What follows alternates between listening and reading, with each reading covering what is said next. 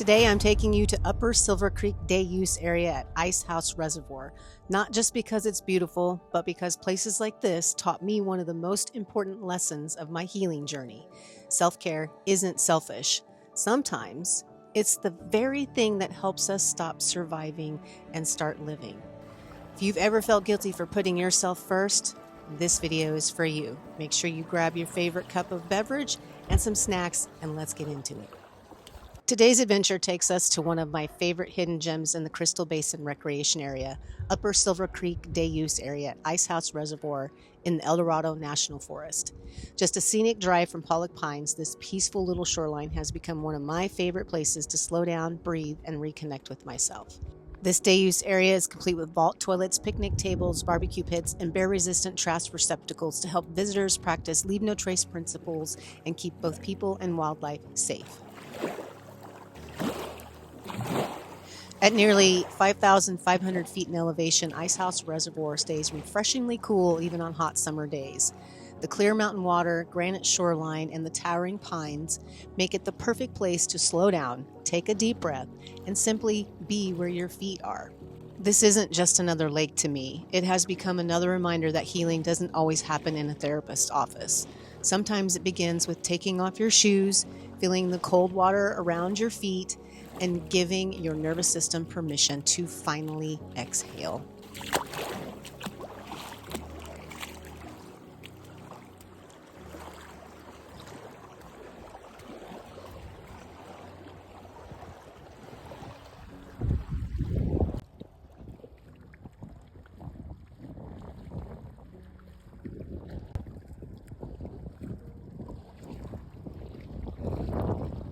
I'd love for you to spend this time with me, and maybe this beautiful corner of the Sierra will give your nervous system a chance to exhale too.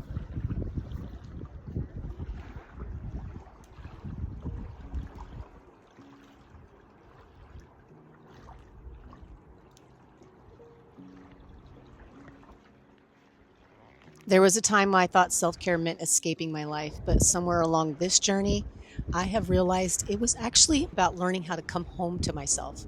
And instead of being in flight mode, I learned to go into flow mode, which is so freeing.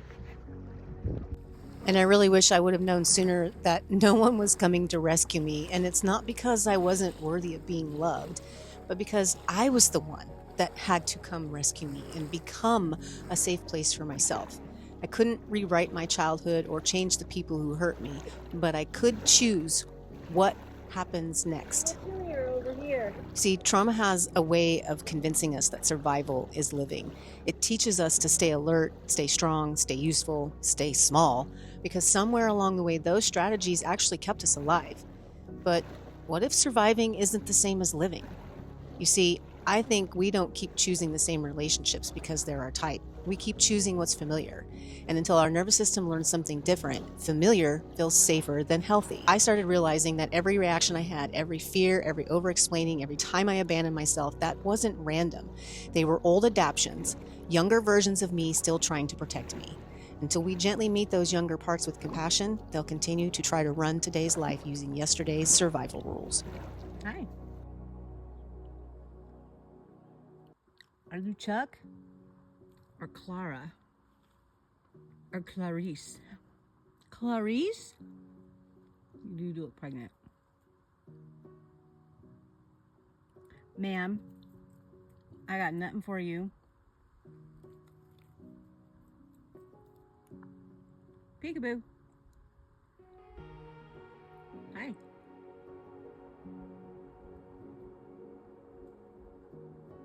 It would appear that someone has fed you up in here because you, to me, have no fear until I start rhyming, and then you're out of here.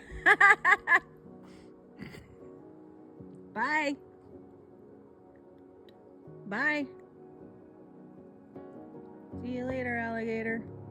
Such a cute yet destructive little critter. Please correct me if I'm wrong, but I think these guys chew the wiring on our vehicles too. So watching the sunset was just amazing, so pretty. In this space of time to reflect on things during these little day trips, I had stopped asking, why did this happen to me? And started asking, what is this actually here to teach me? And some people along the way became lessons. Some became mirrors. Some became gifts. How have the people that you've encountered along the way helped you become the woman you are today? Peekaboo. Heart shape. I don't know about you, but I love finding hearts in nature. Mosquitoes. And I love watching sunsets. They are so freaking therapeutic for me. How about you? Tell me in the comments below. And if you do adventure here, I'd love to hear from you what you thought of it. So as the sun set on another successful self-care Sunday, I was glowing with joy. This is what bliss looks like. And this is my formula for mental health. Feed your mind something that expands you, move your body in whatever way it allows, nourish your soul, rest when you're tired, practice gratitude, be where your feet are. Anytime you feel negative or unhappy about anything, catch yourself before you spiral emotionally and say, wait a minute, I'm responsible for my life and what I can choose next. I can't change the past, so I'm not going to spend another second of my energy there. I'm going to stay so focused on my future and my goals that I don't waste my energy living in the past. No one's told you this yet, but let me tell you, life is a classroom where you can learn how to alchemize fear with love, where you can learn how to be present in all that is beautiful in every right now instead of worrying about what isn't wow. If you are carrying trauma, I want you to hear this. You're not broken. You adapted. Those are two very different things. Your nervous system learned to survive the impossible things. Now it deserves a chance to learn peace too. And sometimes the bravest thing we can do isn't becoming stronger. It's finally allowing ourselves to rest. Remove yourself from people, places, or patterns that repeatedly wound your heart. That's not giving up, it's self-respect. And I believe that some of us walk through extraordinary hardship, not because we're being punished, but because one day we'll become the guide we once needed. And I don't think we're here to pretend pain never happened. I think we're here to transform it into compassion, wisdom, and hope, so someone else knows they're not walking alone. Thank you for traversing the trail with me, and I'll see you on the next one.